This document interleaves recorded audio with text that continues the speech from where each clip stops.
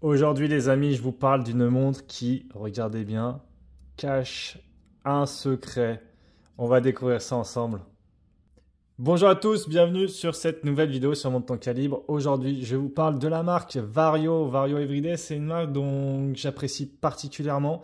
Je vous ai déjà fait une vidéo sur cette chaîne sur ma montre Vario Popeye. C'est une montre à heure sautante avec, vous l'aurez compris, le fameux personnage de Popeye. Malheureusement, je ne l'ai pas avec moi aujourd'hui. J'aurais bien aimé la remettre un peu dans la vidéo, mais je ne l'ai pas avec moi aujourd'hui.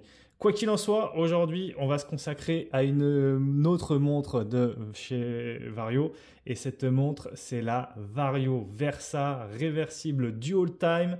Et moi, j'ai choisi la Gunmetal White Watch. Vous allez comprendre pourquoi Gunmetal et White, puisque là, on est sur le côté White, mais il y a aussi le côté Gunmetal. Quoi qu'il en soit, vous l'aurez vu, je pense, dans l'introduction, sur cette montre, il y a un petit détail qui fait toute la différence, c'est que c'est une montre basculante. Hop là, vous voyez, je viens, tac, et je peux changer de cadran. Et non seulement je peux changer de cadran, mais je peux également changer de fuseau horaire.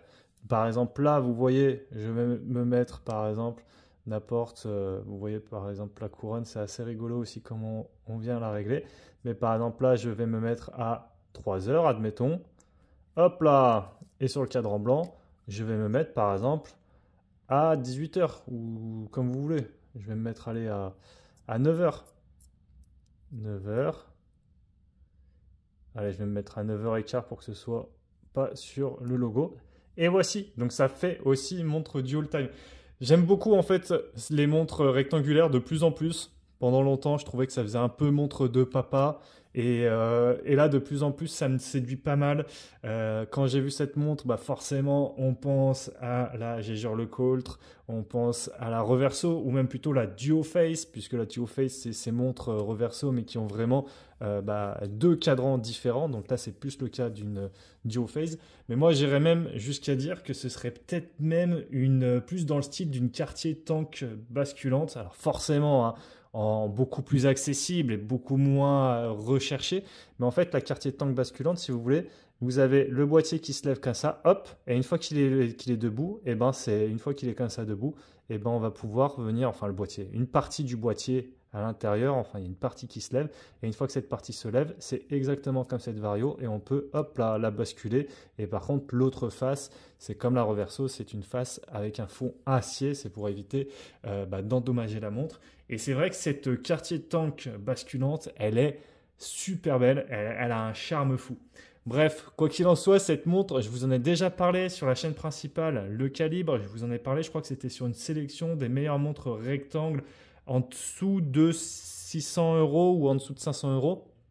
Je vous mettrai le lien en description si vous voulez aller voir cette montre.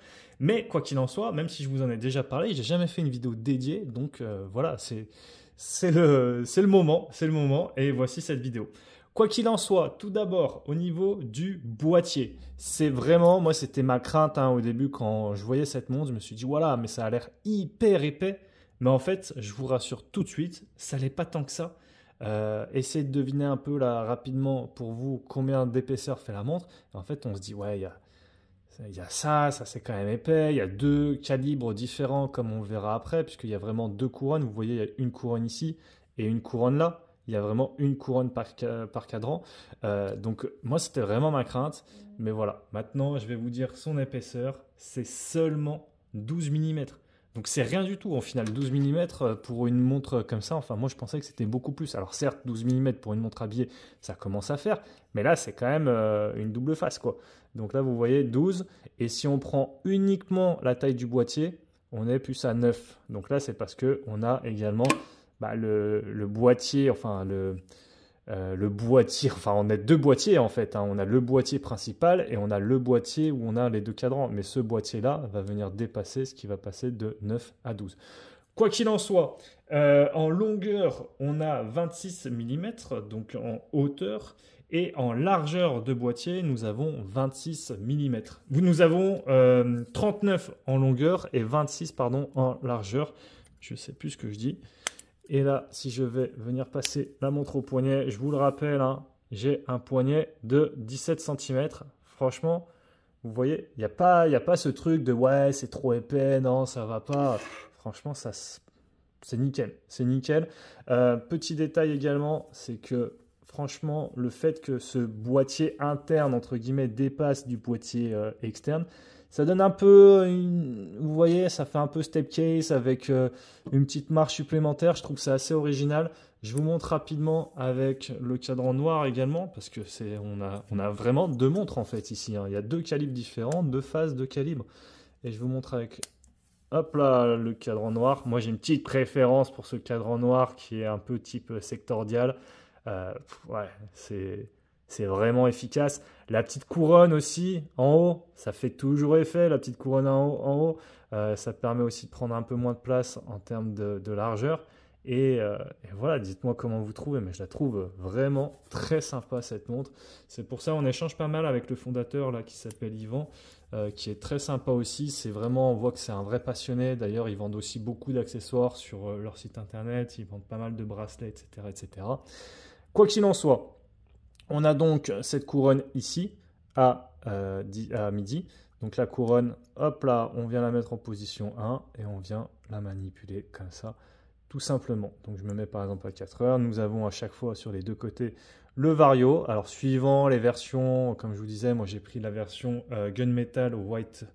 Gunmetal White, mais il y a d'autres versions qui sont disponibles. Donc suivant les autres versions, vous pouvez avoir des couleurs différentes.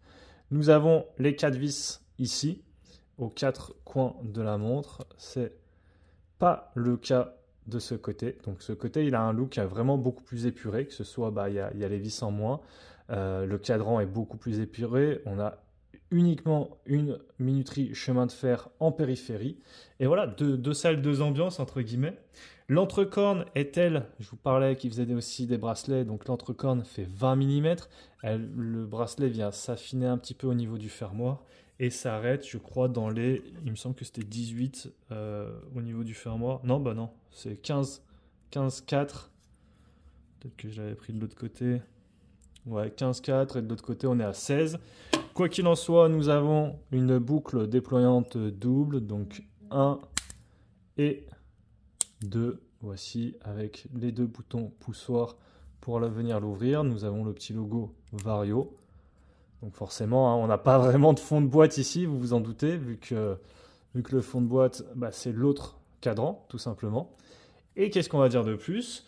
Niveau des fonctionnalités, je vous ai dit, s'il y a heure-minute x2, ça peut servir de dual time. Il y a deux calibres qui sont sur cette montre, un de chaque côté. Ce sont des Ronda SlimTech 1062 et la batterie dure à peu près à une espérance de vie d'environ 6 ans. Le verre, c'est un verre saphir. D'ailleurs, je ne vous ai pas précisé, mais le cuir là, que vous voyez sur le bracelet, c'est un cuir italien vegan. Voilà, donc c'est un cuir vegan. Si vous êtes vegan et que vous ne portez pas de cuir, vous pouvez aller chez Vario. Il n'y a pas de problème là-dessus. Voilà, j'essaie de voir ce qu'il y a à l'intérieur. C'est un petit logo là, je ne sais pas si vous le voyez. On dirait un peu, j'arrive pas vraiment à faire la mise. Oh là, la mise au point, là, c'est à peu près bon.